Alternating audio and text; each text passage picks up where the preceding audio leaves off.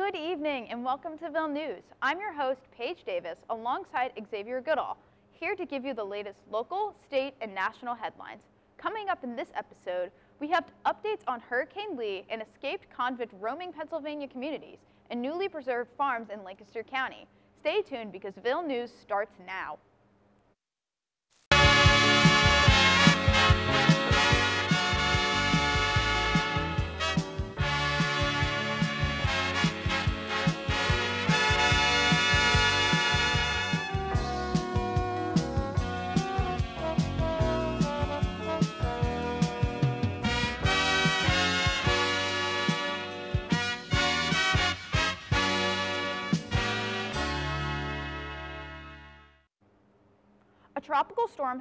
A tropical storm watch has been issued in Bermuda as Hurricane Lee continues its path to the north as of Tuesday night.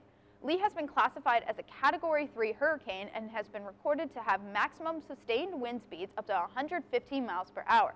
According to the National Hurricane Center, hurricane force winds extend 125 miles from the storm center and tropical storm winds have exceeded 240 miles. Further, the storm has grown 55 miles larger within the span of 12 hours. While the storm is starting to lose some of its intensity as it passes over the Atlantic and isn't projected to make direct landfall, the storm only continues to grow in diameter, with tropical storm force winds estimated to extend 300 miles from the storm's core as the week goes on.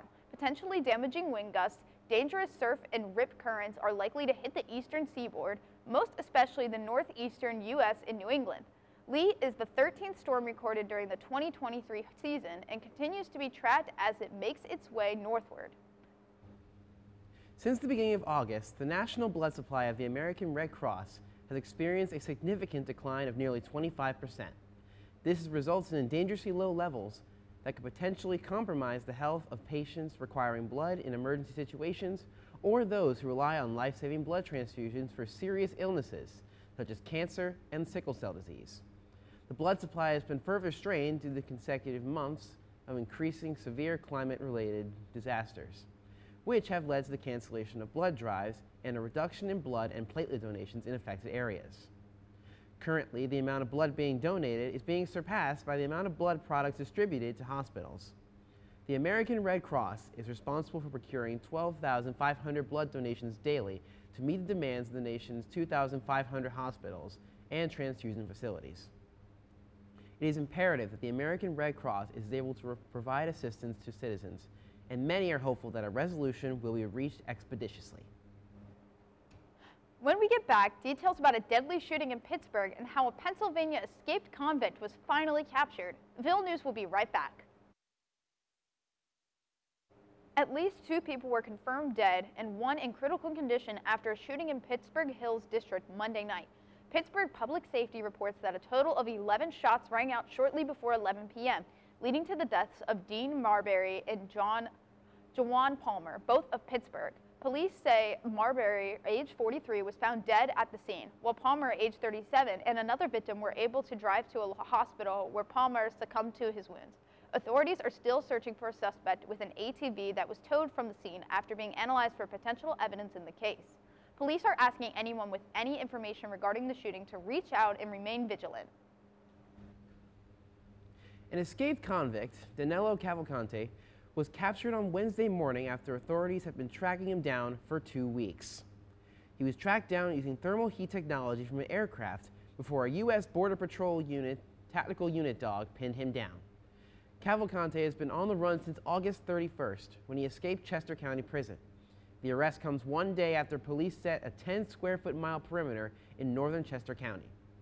Lieutenant Colonel George Bivens of the Pennsylvania State Police shared how the arrest played out, stating, quote, "Cavalcante did not realize he was surrounded until that occurred.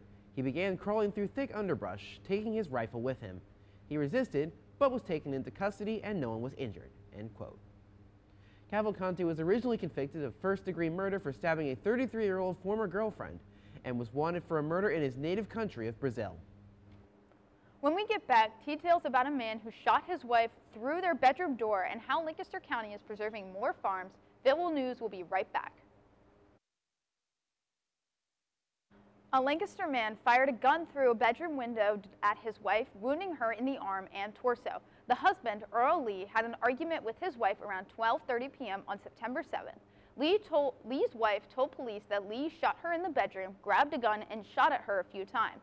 An unidentified victim was struck with the shrapnel from the gunshots. Both victims were taken to Lancaster General Hospital. Lee was not located at his residence upon police arrival. Lee was later arrested that day at an undisclosed location. Lee is illegally owned a handgun and shotgun. Lee has been charged with attempted homicide, 2 counts of illegal possession of a firearm, 4 counts of aggravated assault, terroristic threats, and 2 counts of reckless endangerment. He is currently being held in Lancaster County Prison on a $7,500,000 bail. On August 25, 2023, the Shapiro administration announced that Lancaster County preserved 6 farms. Lancaster used $37,000 of county funds and $1.76 million from the state. The 6 farms preserved were the John and Esther Byler Farm, a 74-acre dairy farm in the Coleraine Township, the Reuben and Naomi Baylor Farm, an 87-acre crop and livestock farm in the Salisbury Township, the Grayville Farm, a 103-crop farm in Fulton Township, the Hershey Farms, a 118-acre dairy farm and an 80-acre crop farm in Little Britain Township, and the Creeder Farm, a 20-acre crop farm in Manor Township. The total acres preserved were 2,645, which is across 35 farms in 18 counties. Tom Daniels, a former director of the Lancaster County Agricultural Preserve Board, mentioned in a June interview that, quote, Lancaster County has the most preserved farmland of all U.S. counties, end quote. Lancaster is the #1 agricultural county in Pennsylvania and one of the top 20 in the United States.